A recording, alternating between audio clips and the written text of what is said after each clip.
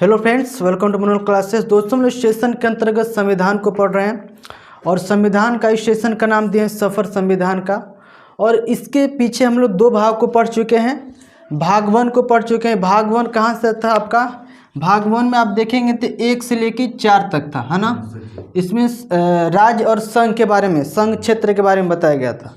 भाग दो देखेंगे तो आपको 5 से लेकर था 11 तक था, 5 से लेकर 11 तक नागरिकता संबंधी था। ये दो हम लोग भाग पढ़ चुके हैं। और आज हम लोग पढ़ेंगे भाग 3। भाग 3 में मूल अधिकार है, ठीक ना। और ये है 12 से लेकर 35 तक। बहुत ही मोस्ट इम्पोर्टेंट आज का क्लास होने वाला है, क्योंकि मूल अधिकार से एग्जाम के अंतर्गत बहुत सारे क्वेश्चंस आते हैं, ठीक ना। तो अगर मूल अधिकार की बात करें तो हम लोग का मूल अधिकार क्या होता है, ये कहाँ से लिया गया, पहले इसके इतिहास को जानते हैं। मूल अधिकार कहाँ से लिया गया, ठीक ना। मूल अधिकार की अगर बात करें, इसको फ्रेंच भाषा में मैग्ना कार्टा बोलते हैं। इसको फ्रेंच भाषा में क्या बोलते हैं? Magna carta. मैग्ना कार्टा किसको कहा जाता है तो आप ध्यान रखेंगे, मूल अधिकार को कहा जाता है। मूल अधिकार ये एक नैसर्गिक अधिकार है। नैसर्गिक अधिकार क्या है? वैसा अधिकार जो अधिकार हमको जन्म से ही मिल जाए। हमको 18 वर्ष वेट करने का अधिकार ना हो। हमको अगर भारत में जन्म लिए तो हमको जन्म से ही जो अधिकार मिलता है उसको हम लोग नैसर्गिक अधिकार मिलते हैं। और नागरिकता हमारा नैसर्गिक अधिकार नहीं है। नागरिकता हमको 18 साल के बाद में मिलेगा, जब हमारा उम्र 18 साल होगा उसके बाद मिलेगा। तो नागरिकता एक नैसर्गिक अधिकार नहीं है, लेकिन आपका मूल अधिकार क्या है? एक नैसर्गिक अधिकार है। नैसर्गिक अधिकार का मतलब वह अधिकार जो हमको जन्म से ही मिले, उसको क्या बोलेंगे? नैसर्गिक अधिकार। मूल अधिकार की अगर बात करें तो मूल अधिकार अमेरिका के संविधान से लिया गया है। किस देश के? अमेरिका के संविधान से भारत के संविधान में मूल अधिकार को जोड़ा गया। आपके माइंड में चल रहा है सर जी उस देश से लेते क्यों हैं? देखिए, हमारे देश का जो भी संविधान बना है ये केवल अपने ही देश के कानून को नहीं लिया गया, बहुत सारे दुनिया भर के देशों के कानून को लिया गया है, वहाँ के कानून को पढ़ा गया। और जो हमको सबसे अच्छा कानून वहाँ का लगा उसको हम लोग अपने संविधान में ऐड किए, जोड़ लिए। तो भारत का इसलिए बहुत दुनिया में सबसे बड़ा संविधान बन भी गया, है ना। और लिखित संविधान है भारत का। हमारे संविधान है और हमारा संविधान के अंतर्गत जो भी मूल अधिकार दिया गया है, हमारा मूल अधिकार हमसे कोई छीन नहीं सकता है, ठीक ना। हमारा जो मूल अधिकार है हमसे कोई छीन नहीं सकता है। मूल अधिकार का रक्षक बैठा है हाई कोर्ट और सुप्रीम कोर्ट। और हमारे साथ कोई मूल अधिकार के साथ छेड़खानी करता है, हमारे मूल अधिकार का कोई हनन करता है, तो हम डायरेक्ट सुप्रीम कोर्ट में या हाई कोर्ट में जा सकते हैं। कहाँ जा सकते हैं? इसलिए इसको रक्षक बोला गया। हमारे मूल अधिकार बहुत इंपॉर्टेंट है, समझिएगा कि मूल अधिकार का रक्षक कौन है। तो हाई कोर्ट और आपका उच्चतम न्यायालय, जिसको सुप्रीम कोर्ट दिल्ली है और हम लोग का हाई कोर्ट पटना। हर एक राज्य का अपना अपना हाई कोर्ट अलग होता है, लेकिन पूरे भारत भर का सुप्रीम कोर्ट आपको दिल्ली में है, ठीक ना। वो सुप्रीम कोर्ट अलग अलग पढ़ाएंगे। तो अपने मूल अधिकार की रक्षा करना है तो हमारा दो जो है मूल अधिकार की रक्षा करते हैं, हाई कोर्ट और सुप्रीम कोर्ट। अगर मूल अधिकार हमसे कोई छीनता है तो बस एक ही व्यक्ति के पास अधिकार है, संसद के पास अधिकार है कि वह आपातकाल के अंतर्गत, और मान लीजिए किसी देश में युद्ध लग गया, उसके अंतर्गत उस समय हमारे मूल अधिकार को, वह कुछ मूल अधिकार हैं, सभी मूल अधिकार नहीं, कुछ मूल अधिकार हैं जिसको हमसे छीन सकता है, मतलब कि प्रतिबंध लगा सकता है। मान लीजिए आपको मूल अधिकार बहुत प्राप्त है, तो मूल अधिकार का आप गलत उपयोग नहीं कर सकते हैं। आपके ऊपर भी कानून बैठा है, ठीक ना। अगर आपको छीनना चाहता है, आपसे लेना चाहता है, तो संसद है जो आपके मूल अधिकार पर प्रतिबंध लगा सकता है। आपके मूल अधिकार को क्या कर सकता है? रोक सकता है, निलंबित कर सकता है। मतलब कि हमारे मूल अधिकार को साफ साफ खत्म कर सकता है, साफ छीन सकता है। राष्ट्रपति भारत का प्रथम नागरिक होता है, आपको पता है।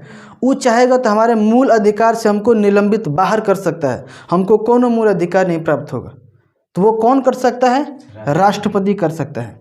ये तो आपको एक आंकड़ा बताएं कि मूल अधिकार क्या है, कहाँ से लिया गया है। आप लोग को माइंड में हो गया ना। आप 2-3 बात यहाँ से रखिएगा याद कि मूल अधिकार का रक्षक कौन होता है। तो मूल अधिकार का रक्षक आपको 2 होते हैं, हाई कोर्ट और सुप्रीम कोर्ट अर्थात उच्चतम न्यायालय होते हैं। मूल अधिकार पर प्रतिबंध कौन लगा सकता है? संसद लगा सकता है। संसद 3 चीज़ से मिलकर बनता है, राज्यसभा, लोकसभा और राष्ट्रपति। जब तीनों मिलते हैं तब जाके संसद बनता है ना। और इसको निलंबित कौन कर सकता है? साफ हमको बाहर कौन कर सकता है? राष्ट्रपति। मूल अधिकार लिया कहाँ से गया है? अमेरिका के संविधान से। मूल अधिकार अमेरिका के संविधान से लिया गया है। यह एक नैसर्गिक अधिकार है। नैसर्गिक अधिकार का मतलब ये हो गया कि मूल अधिकार हमको जन्म से ही मिल जाता है, हमको किसी उम्र की इंतजार करने की ज़रूरत नहीं होती है। तो यहाँ तक हुआ। अब इसके अंतर्गत 12 से लेकर 35 तक आपको अनुच्छेद आते हैं। हम बोले हैं ना टोटल 395 अनुच्छेद भाग में पढ़ लेंगे आप। भाग 3 चलने लगा, भाग 2 को पीछे पढ़ चुके हैं ना, वहाँ 1 से लेकर 11 तक पढ़ लिए। अब भाग तीसरा चलने लगा 12 से लेकर 35 तक। अनुच्छेद 12 ध्यान समझिएगा, बहुत ही अच्छा है। अनुच्छेद 12 क्या कहता है? मूल अधिकार की परिभाषा देता है। अनुच्छेद 12 हमारा जो मूल अधिकार है उसको परिभाषित करता है। मूल अधिकार होता है क्या? कोई भी राज्य जो होता है मूल अधिकार को प्रदान भी कर सकता है और उसका रक्षा भी कर सकता है ना। अगर हमको मूल अधिकार लेना पड़ेगा तो क्या भारत सरकार जाके मांगेंगे? बिहार गवर्नमेंट देगी, बिहार गवर्नमेंट देगी ना। हमको मूल अधिकार दे भी सकती है और हमारे साथ कोई अन्याय करता है तो उसकी रक्षा भी करने की जिम्मेदारी इसके अंतर्गत। आपके मन में चलता होगा राज्य, राज्य क्या है? देखिए इस संविधान के अंतर्गत कोनो उत्तर प्रदेश, बिहार राज्य, इसकी परिभाषा की बात नहीं कही गई है। जो आपको अनुच्छेद 12 जो मूल अधिकार की परिभाषा दिया गया है, इसमें राज्य, देखिए सबसे बड़ा राज्य की अगर बात करें तो संसद खुद होता है। संसद अपने आप में एक खुद बड़ा राज्य होता है। राज्य क्या होते हैं? राज्य किसे कहते हैं? अब आपके मन में ये चलेगा तो वैसा संस्थान जो अपना खुद नियम कानून बनाने में सक्षम हो, वैसा संस्था जो अपना खुद अपना नियम कानून बना सकता है, वह राज्य कहलाएगा। राज्य के अंतर्गत समझ लो कि आ सकते हैं सुप्रीम कोर्ट, हाई कोर्ट। कहोगे सर सुप्रीम कोर्ट राज्य कहाँ होता है, हाई कोर्ट राज्य कहाँ होता है? देखिए सुप्रीम कोर्ट का अपना अलग नियम होता है, अपना अलग कानून होता है, उसके अपने अलग मंत्री होते हैं, उसके अपने अलग जज होते हैं, उसमें कोई बाहर से नहीं आ सकता है, इसलिए वह अपने आप में खुद एक राज्य होता है। सेम उसी प्रकार से हाई कोर्ट भी होता है, उसके अपने खुद न्यायालय होते हैं, अपने उसके खुद जज होते हैं, उसके मंत्री जो भी उसके अंतर्गत वकील शकील होते हैं खुद उसके होते हैं, किसी बाहर से नहीं आते हैं, उसकी वैकेंसी खुद अपनी निकालता है, वो अपने अंतर्गत खुद परीक्षा लेता है। जैसे कि मान लीजिए बीपीएससी ले लीजिए, बीपीएससी का जो पेपर होता है उसका खुद विभागीय अलग है कि नहीं? बीपीएससी का विभाग, बीपीएससी का पेपर का एसएससी वाला ले लेगा, कबो नहीं लेगा। बीपीएससी का खुद पेपर बीपीएससी वाला लेता है, वो अपना अधिकारी को खुद बनाता है, पेपर जांचने वाला, पेपर बनाने वाला खुद अपना बनाता है। इसलिए बीपीएससी खुद अपने आप में एक क्या है? राज्य है। यूपीएससी भी उसी प्रकार से, आईपीएस बड़े बड़े अधिकारी बनते हैं। यूपीएससी का पेपर का बीपीएससी बना सकता है? नहीं बना सकता है। बना सकता है? नहीं। तो यूपीएससी खुद अपने आप में एक स्टेट है, एक राज्य है, क्योंकि उसका अपना अधिकार अलग है, उसके कानून अलग हैं, वो अपने तरीक़ों से जितने भी कर्मचारी होंगे उनके अपने तरीके से उनको सैलरी देगा, दूसरे कहने पर सैलरी नहीं बढ़ाएगा घटाएगा, उसका खुद अपना। जैसे रेलवे ले लीजिए, रेलवे का पेपर होगा तो क्या बिहार पुलिस और रेलवे का पेपर ले लेगा? नहीं लेगा। रेलवे विभाग खुद है, उसका बोर्ड खुद है, रेलवे विभाग का बोर्ड है, अस्पताल है, उसका पढ़ने वाला स्कूल है, सबका उसका अलग चीज़ है। पढ़ने वाला स्कूल रेलवे वाले का बिल्कुल अलग होता है, किसी के मतलब नहीं है उससे। तो मतलब वो अपने आप में खुद एक राज्य है ना। तो मतलब कि ये जो जितने भी आपको बताएं, जैसे बिजली विभाग का पैसा लेना होता, तो अगर बिजली विभाग का पैसा लेना होगा तो बिजली विभाग वाला पैसा लेगा आकर, आपसे कोई राजस्व विभाग वाला नहीं लेगा आकर, दूसरा लेगा। का पुलिस लेकर आएगी आपको पैसा लेने, कि बिजली विभाग के जो कर्मचारी हैं वही लेंगे पैसा। तो मतलब कि जितने संस्थान हैं वो अपने आप में खुद एक स्टेट होते हैं, एक राज्य होते हैं, जो अपना खुद नियम कानून खुद बनाए, जो अपने खुद बनाने में सक्षम हो, वह एक राज्य कहलाता है।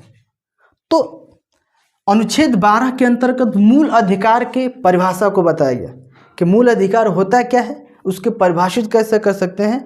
तो हर एक अलग अलग संस्थाएं होती हैं, वह एक राज्य के अंतर्गत होती हैं, वह एक राज्य के जैसा होती हैं, है ना।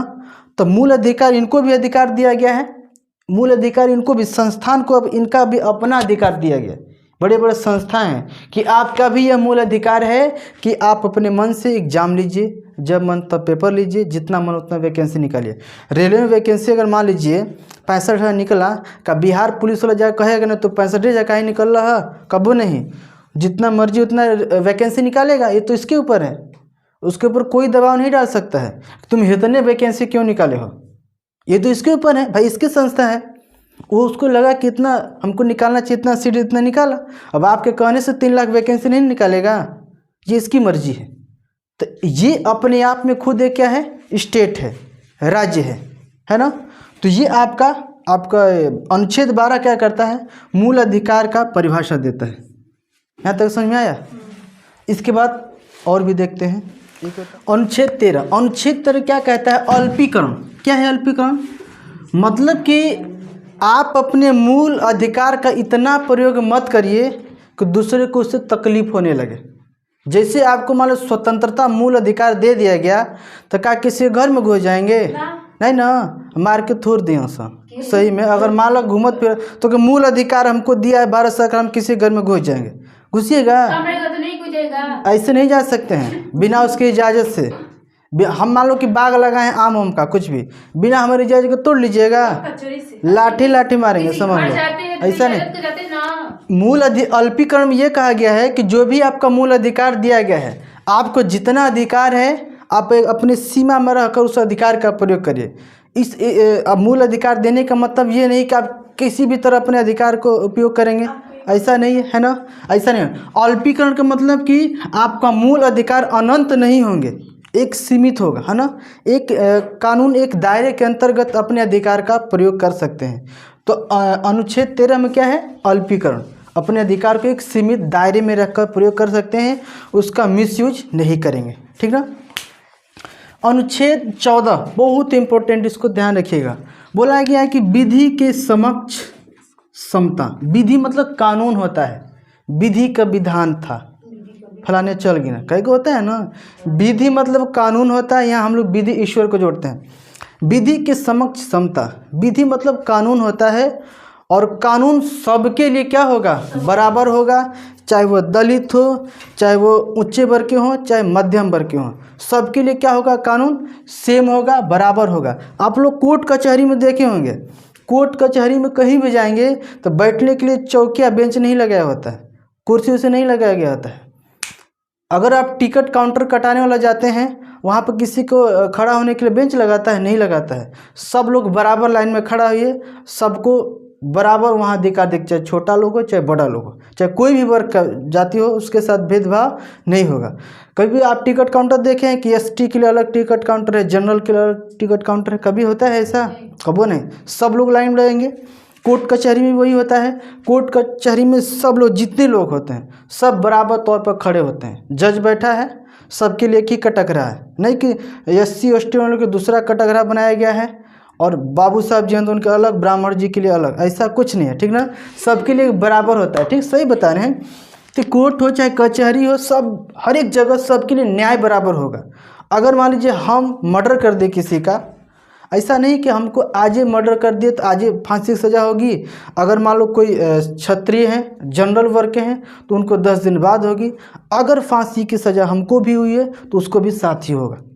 अगर हमने कोई अपराध किया है तो कानून के अंतर्गत हमको भी वही सज़ा मिलेगी जो उसकी मिलेगी। ऐसा नहीं कि हमको मिल रहा है उसको नहीं मिलेगा।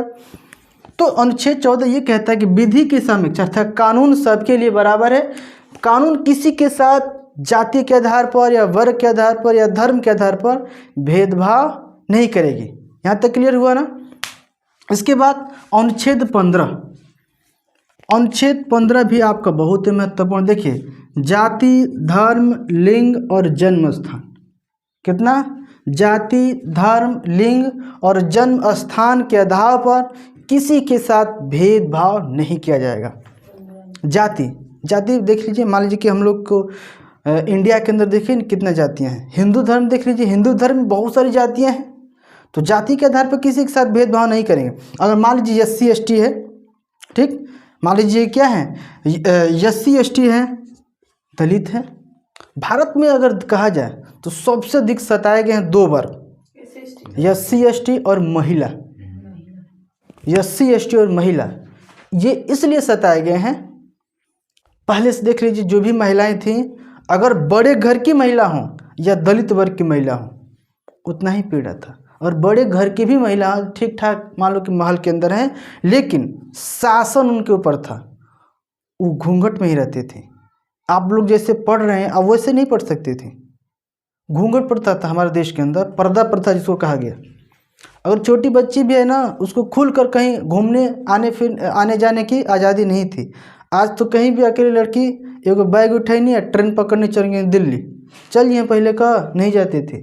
आज देखा कंप्यूटर क्लास धाए धाए लोग जा रही है पढ़ने, हाँ जा रहे हैं कि नहीं। पहले अधिकार था नहीं, घरे में रह चौका बर्तन कर, बस उतना अधिकार था, है ना। तो मतलब दो वर्ग को बहुत सताया। दलित वर्ग के साथ तो आप कहानी जानते हैं, दलितों के साथ कितना शोषण होता था। उनको जमीन पर थूकने तक का अधिकार नहीं था, इतना समझ लीजिए। दलितों को जमीन पर थूक नहीं सकते थे।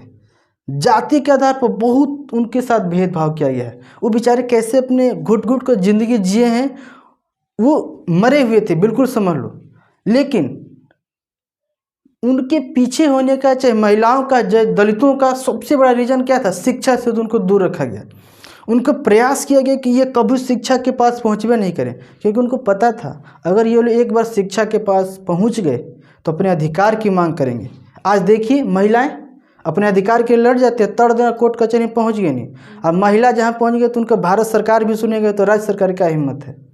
महिला, और मान लो कि हम ही आप लोग पढ़ा रहे में से कोई उठ के गया, कहा कि ये हमको बदतमीजी से बात किए, चाहे हम हमारे साथ छेड़खानी किए, बिना पूछे जैसे हमके जेल में ले जी और खूब पिटबो कर रहे जाके, ऐसा है। अगर कोई महिला चाहते तो क्या हिम्मत है कि पुरुष वर्ग उनके सामने टिक जा। अगर थाना पहुंच गई महिला तो कोई की हिम्मत नहीं है। तो महिलाओं को अधिकार दिया गया, शिक्षा, उस शिक्षा से जुड़ी और अपने अधिकार को जानी। दलित और बाबा भीमराव अम्बेडकर थे ना, क्या किसी के मजाल था कि वो उनको कोई झुका दे? उनको क्या प्राप्त था? शिक्षा। उन्होंने पढ़ा, इतना पढ़ा, सभी लोग झुके और उनको भारत का कानून मंत्री बनाया गया। और भारत में जितने भी कानून बन रहे थे उन्हीं के समक्ष बन रहे थे, उन पर उनको शोध करते थे, ये कैसा कानून, उनको पूछा जाता था, उस पर अपना राय देते थे, नहीं ये ठीक कानून है। उन्होंने सभी वर्गों के लिए, अब आप समझ लीजिए, उस समय जब संविधान बन रहा था, बाबा भीमराव अम्बेडकर की जगह पर कोई जनरल वर्ग को अगर कानून मंत्री बनाया गया होता तो क्या भारत के सभी जनता के साथ न्याय होता? नहीं होता, क्योंकि नीचे वर्ग थे, वो जानते थे कष्ट और दर्द क्या होता है। उस चीज़ को देखकर उन्होंने सारे कानून को, उस मद्देनजर रखते हुए सारे कानून को बनाया कि कोई भी, अब हम लोगों से दबा कुचला कौन हो सकता है भारत के अंदर, सबके लिए उसे कानून बनना चाहिए। वैसा उन्होंने कानून बनाया। तो किस आधार पर संभव हुआ? आधार पर एक ही संभव हुआ क्योंकि पढ़े लिखे, शिक्षित हुए, और शिक्षित व्यक्ति को कोई हिम्मत नहीं झुका दे, पैसा भी नहीं झुका सकता है। और पढ़ा लिखा अपने अधिकार को जानता है तो कहते हैं ना कि पढ़ा लिखा व्यक्ति ना खैले बिना तो कभी मरबे नहीं करी, इतना समझ लो। कहीं ना कहीं से अपना रोजगार ढूंढ ही लेगा, इतना तो है। तो वो जाति के आधार पर भारत में उस प्रकार से बहुत सारे भेदभाव किए जाते थे। बाबा भीमराव अम्बेडकर पढ़ने जाते थे, उनको क्लास में नहीं बैठने दिया जाता था।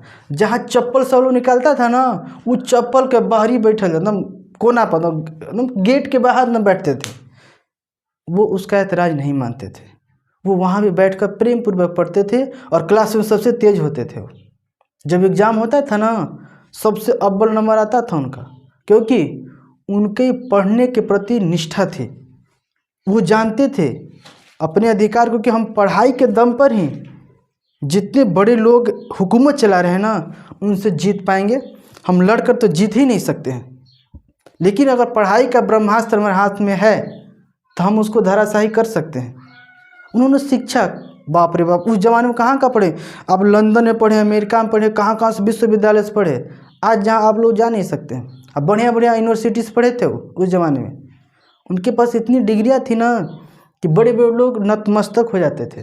माना जाता था उस समय के सबसे पढ़े लिखे वही थे, बाबा भीमराव अम्बेडकर। तो हमारे देश में जाति के आधार पर बहुत सताया गया।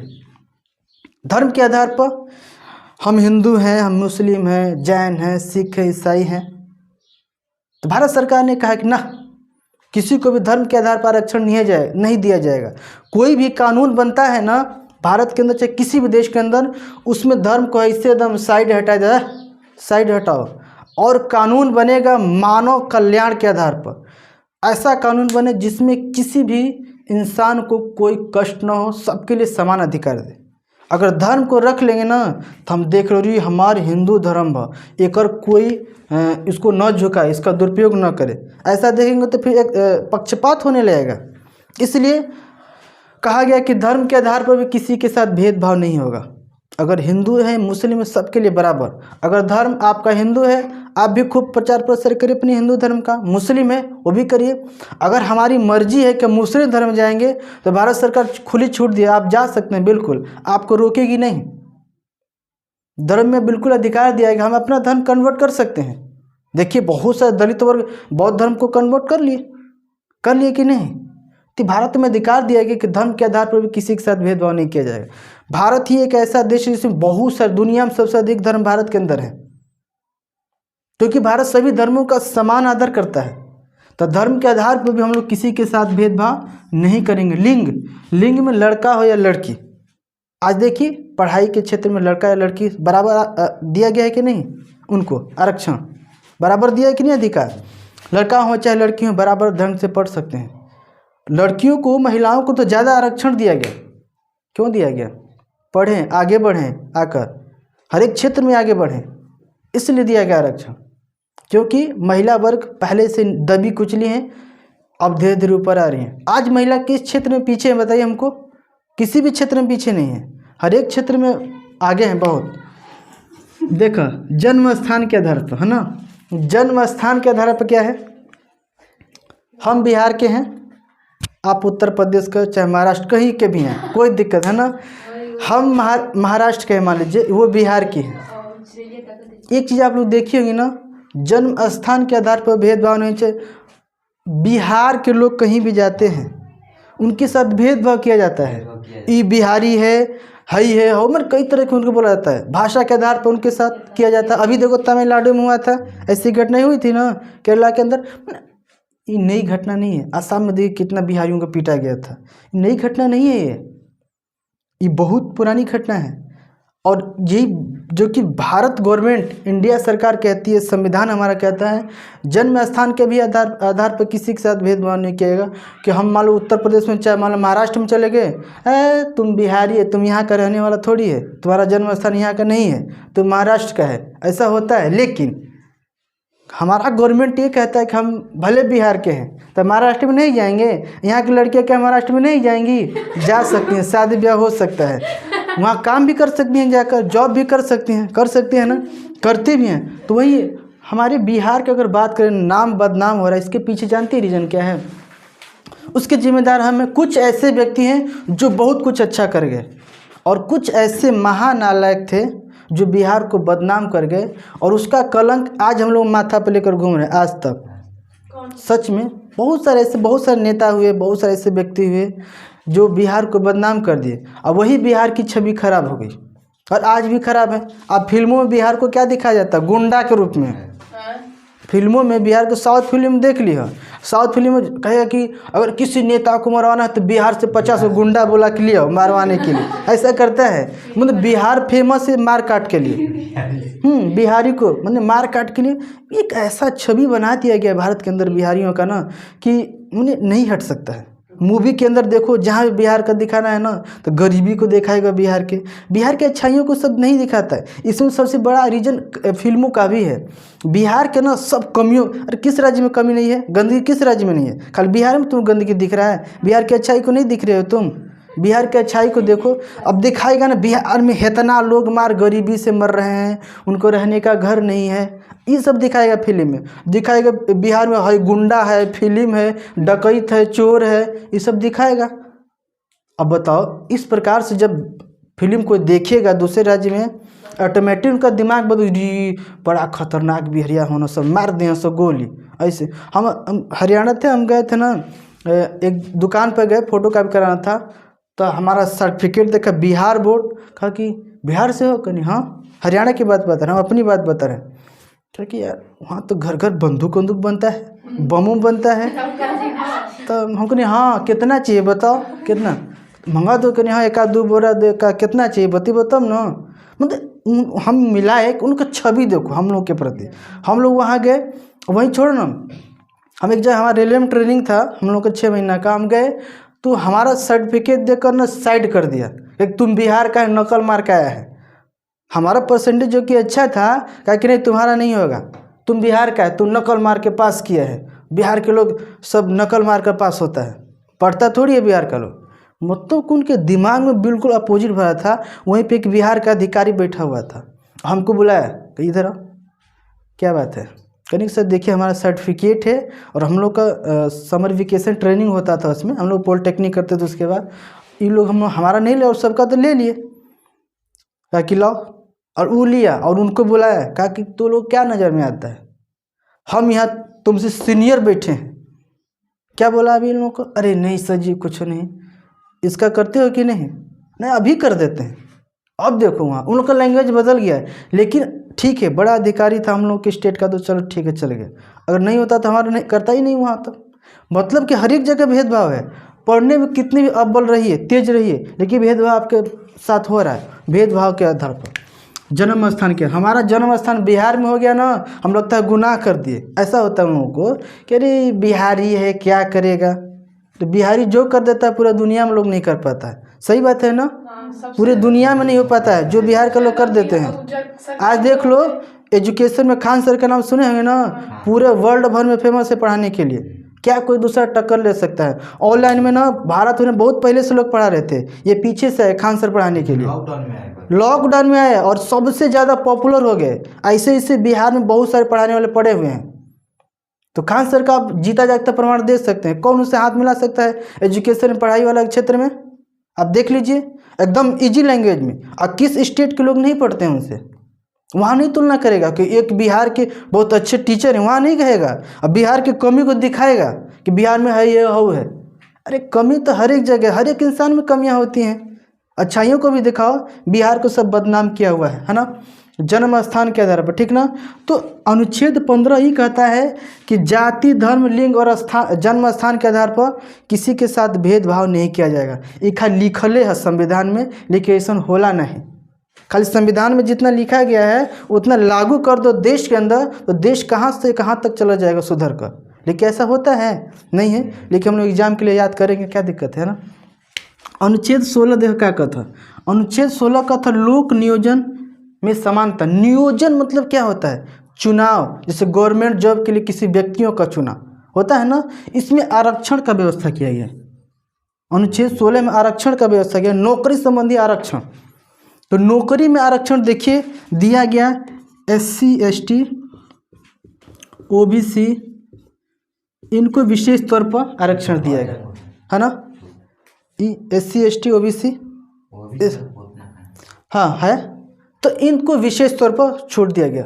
अब कहिए अनरिजर्व, अनरिजर्व जनरल आएंगे इसमें। अब जनरल कहेगा अरे हमनी के कोनो छूटे नहीं के, खाली ST ST OBC वालों के छूट बा। ऐसा नहीं है, अब सबको आरक्षण दिया गया, 10% आरक्षण दिया गया है। इनको भी, जनरल वालों को भी बनता है, इनका भी एक अभी लागू हुआ है, इनको भी 10% आरक्षण। मतलब कि सभी जातियों को भारत में आरक्षण दिया जा रहा है। अब बात समझिएगा थोड़ा जरूरी है कि हमारे देश में आरक्षण क्यों जरूरी था। हमारे देश के अंदर आरक्षण की क्या जरूरत थी। आप लोग महिलाएं हैं, आपको आरक्षण की क्या जरूरत थी। SC ST जो हैं, पता है हमारे देश में ना 2% मात्र गवर्नमेंट जॉब है। 2% हो, 2%, और 98% तुम्हारा प्राइवेट सेक्टर में जॉब है। और 2% में तुम लोग पेट पाटे लगा SC ST के जब मिल गल तो आरक्षण 2% में आरक्षण ले रहा है ना वो। 98% पर तो जनरल वालों का अधिकार है आज भी। 2% में जब लिया तो आज इतना भयंकर हंगामा होता है। अब कई सौ सैकड़ों साल से इनको सताया दबाया जा रहा है, वो नहीं देख रहे हैं। कई 100 साल से हम बता रहे हैं दलितों को, SC ST को, चाहे मध्यम वर्ग, इनको कितना सताया गया है आप कल्पना तक नहीं कर सकते हैं। आप वैसे ज़िंदगी जीने की सपना भी नहीं देख सकते। देखेंगे तो आपका हृदय कांप जाएगा, इतना इनके साथ अत्याचार किया गया है। SC ST OBC इनको धरती पर चलने का भी अधिकार नहीं था ना, बढ़िया से थूक नहीं सकते हैं। मूड़ी में हांडी था, पीछे झाड़ू बांधा जाता था, वो कितना दर्दनाक सीन होगा। वही नहीं, आपको हम एक केरल की घटना बताते हैं। केरल में आपको एक घटना था मूलाकर्म, है ना। केरल का एक तुम्हारा जगह है त्रावणकोर जगह है, त्रावणकोर जगह है। इसमें जो भी दलित महिलाएं थी ना, उनको पहचान के लिए जो एक दलित महिला है उनको स्तन बाहर निकाल कर चलना पड़ता था इस त्रावणकोर में। जब यहाँ की महिलाओं ने इनके प्रति, जो भी वहाँ के राजा थे शासन करते थे, उनके लिए आंदोलन किया ना, तो सभी महिलाओं ने अपना स्तन काट दिया, सभी महिलाओं ने। अब जो भी महिलाएं अगर इस प्रकार से नहीं करती थी, दलित महिला थी, SC ST की महिला थी, ये केरल की, अपने देश की बात बता रहे तुमको हम, SC ST महिला थी, अगर ऐसा नहीं करती थी, अगर उनको अपना स्तन ढकना था तो उनको एक कर देना पड़ता, जिसको मूलाकर्म कहा गया। अगर ऐसा करती थी, अगर ऐसा नहीं करती थी तो उनको स्तन ढकना नहीं होता, सारा शरीर ढक लो, लेकिन स्तन आपको दिखाना क्यों? इसलिए क्योंकि हम कैसे पहचानेंगे कि आप SC ST हैं? बताओ, SC ST के पहचान के लिए उनको स्तन अपना ढक कर नहीं चलना पड़ता था। ये अपने देश की है। अब बताइए कि ऐसी महिला, अगर ऐसे लोग को अगर आरक्षण दे दिया, 2% नौकरी है गवर्नमेंट जॉब, तो कौन सा इसमें बवाल हो गया? इसमें आप सोच सकते हैं कि अपने देश के अंदर क्या क्या कुकर्म हुआ है, आप कल्पना तक नहीं कर सकते हैं। ये अपनी केरल की बात है, अपने इंडिया की बात बता रहा हूँ। ये मूलाकर्म कितना खतरनाक था उस जमाने में, था कि नहीं? तो मतलब कि ये अनुच्छेद 16 यही बोलता है कि जो भी आरक्षण की व्यवस्था की गई है उनको आगे बढ़ाने के लिए, ताकि वो भी सबके सामने आए और अपने अधिकार के प्रति जाने। अगर वैसे दलितों को अधिकार आज भी नहीं दिया जाता, उनको पढ़ने का अधिकार आज भी नहीं दिया जाता, तो क्या आज अपने अधिकार को जानते हो? नहीं जानते, बिल्कुल नहीं जानते। क्या महिलाओं को आरक्षण नहीं दिया जाता नौकरियों में, तो क्या आज महिलाएं आती? नहीं आती। आरक्षण दिया गया, उनको शिक्षा का प्रावधान भी दिया गया, इसलिए बहुत ज़रूरी था कि उनको आरक्षण दिया जाए। तो अब आप बताइए कि आरक्षण खराब है? नहीं खराब है। अगर आरक्षण का सही सदुपयोग हो रहा है तो खराब नहीं है, क्योंकि उनको आगे बढ़ाने का कार्य किया जा रहा है। तो आपका अनुच्छेद वही बोलता है कि लोक नियोजन में समानता, अर्थात उसमें समानता किया जाएगा। नियोजन जैसे भी होगा, भारत गवर्नमेंट जैसे भी आपको जॉब देगी, सबको एक कैटेगरी वाइज देगी। OBC में इतना, SC ST में इतना, और आपको जनरल में इतना सीट होंगी। अरे जनरल में सीट कहाँ होता है? अभी देखिएगा, अगर रेलवे की वैकेंसी 65,000 आ गई ना, आप उसमें देखिएगा कैसे बंटवारा करता है। अब पहले ही निकाल देगा, कम से कम 20,000 जॉब निकाल देगा जनरल वालों के लिए, और 30,000 में सब जाते लड़ो मरो। कहाँ कम है? हर एक जगह ज़्यादा सीट देता है जनरल वालों के लिए। हाँ, ये कि कट ऑफ थोड़ा हाई लेता है। अगर OBC वाला लड़का ज़्यादा नंबर लिया दिया ना, वो जनरल में फाइट कर सकता है, जनरल में जा सकता है, इतना होता है। इस प्रकार से होता है। यहाँ तक क्लियर हुआ ना? अब देखिए अनुच्छेद 17 क्या कहता है। अनुच्छेद 17 कहता है अस्पृश्यता का अंत, अर्थात छुआछूत। क्या है? छुआछूत। और हमारे देश के अंदर इतना छुआछूत व्याप्त था कि अगर दलित वर्ग है, अगर उनका खाली कुछ बर्तनों छू दिया ना, वो पंडित जी पानी नहीं पिया, लेकिन तू चमार हुए, छूले हुए, हम तो छुअल पानी पिया नहीं पीते। आज भी हो, आज के डेट में हम बता रहे हैं, आज भी ऐसा है कि नहीं? आप लोग मानते हैं? है, आज भी है, मैक्सिमम है। शहरों में बहुत कम हो गया, लेकिन गांव में तभी भी है ऐसा। तो छुआछूत, अगर छुआछूत है हमारे देश के अंदर, अभी भी समझ लो वही समाज चल रहा है। आज हमारा कानून, संविधान बन चुका है, इसी चीज़ के लिए बना है कि ऐसे किसी के साथ भेदभाव ना हो। अगर भेदभाव हो रहा है किसी के साथ, वो बिल्कुल गलत है कि नहीं गलत? तो इसीलिए बोला कि छुआछूत का अंत, अस्पृश्यता। अस्पृश्यता मतलब छुआछूत होता है। छुआछूत का अंत किया जाए हमारे देश के अंदर। जब तक छुआछूत का अंत नहीं होगा, क्या एक दूसरे के साथ हम लोग मिलजुल कर रह सकते हैं? हम लोग कैसे कहते हैं कि छुआछूत हमसे अलग है? अगर मान लो कोई अछूत है, छुआछूत वाला हरिजन है, अगर आपको छू दिया, ठीक ना, तो आप अशुद्ध हो गए, तो मतलब आपसे पावरफुल है ना। अब वो क्या कहेगा? कहे कि तुम्हारे में पावर है तो हमको अशुद्ध करके दिखाओ। आप अशुद्ध कर सकते हैं उसको? नहीं, लेकिन उसके अंदर पावर है तो के छू के अशुद्ध कर देगा। तो कौन पावरफुल हुआ? वो ना पावरफुल हुआ। मतलब ऐसे ऐसे गलत चीज़, भ्रम मन में डाला गया पहले के प्रति, जो बिल्कुल अलग था। छुआछूत अब देखिए 1857 के आपको हम क्रांति की छोटी सी बात बताएंगे। जो मंगल पांडे वाला 1857 क्रांति आपको इंटर में पढ़ाए होंगे, ऐसे नहीं पैदा हुआ था, इंटर में पढ़ाए हैं। अब ऐसा नहीं हुआ था 1857 क्रांति, इसके पीछे भी आपको यही था, छुआछूत वाला। एक अछूत व्यक्ति था, है ना, एक अछूत व्यक्ति था, वो बहुत प्यासा हुआ था, है ना। तो पंडित जी पानी लिए हुए थे और उसको देखा तो ये लगता है कि नहीं है, तो पंडित जी पूछ लिए कि तुम कौन बिरादर हो। तो अब वह झूठ थोड़ी बोलेगा, वो बोल दिया कि अरे हम हरिजन हैं। तो भाग भाग भाग, तुम्हारा लोटा छुए तो कि हम पानी पिए तो कि पानी नहीं पिलाएंगे। अब बेचारा प्यासा व्यक्ति था, पानी नहीं पिला, लेकिन जाते जाते उसने कहा कि आप लोग का धर्म नष्ट होने का अंतिम समय आ गया है, आप लोग का धर्म नष्ट होने का अंतिम समय आ गया है, क्योंकि जो भी बंदूक में कारतूस भरा जा रहा है ना, वो चर्बी का है, गाय और सूअर के चर्बी से बनाया जा रहा है। हम उसी कंपनी में काम करते हैं, उस दलित ने कहा हम उसी कंपनियां में काम करते हैं जहां कारतूस बनता है, और उस कंपनी में सूअर और गाय का चर्बी मिला के कारतूस बनता है, और आप लोग दांत से खींच कर काटते हैं कारतूस को, तब मारते हैं गोली भर कर। अभी बात सुन गए कुकुरी, ये बात सही बा। अब ये बात कितना सही था गलत था कोई नहीं देखा, लेकिन इस बात को लेकर मेरठ छावनी में हंगामा हो गया कि जो कारतूस आई है वो गाय सूअर की चर्बी वाली कारतूस है, गाय सूअर की चर्बी वाला कारतूस है। अब इसके पीछे और इसके सच्चाई के पीछे कोई नहीं गया कि इसमें सच्चाई कितना है, कि सचमुच में है कि नहीं है। अब 1857 क्रांति उसी में भड़क गई। इसमें अंग्रेज बोल रहे थे कि ऐसा कुछ नहीं है, हम लोग ऐसा नहीं कर रहे हैं, बात मानिए। लेकिन जो शुद्ध व्यक्ति था उसको ये बुरा लगा, उससे हो सकता झूठ साँच बोल दिया हो, उसने कह दिया ऐसी बात, और उसी के मानकर 1857 की क्रांति हुई थी, ठीक ना। तो मूल बात है अनुच्छेद 17 ये कहता है अस्पृश्यता का अंत हो, देश के अंदर किसी के साथ भेदभाव न हो।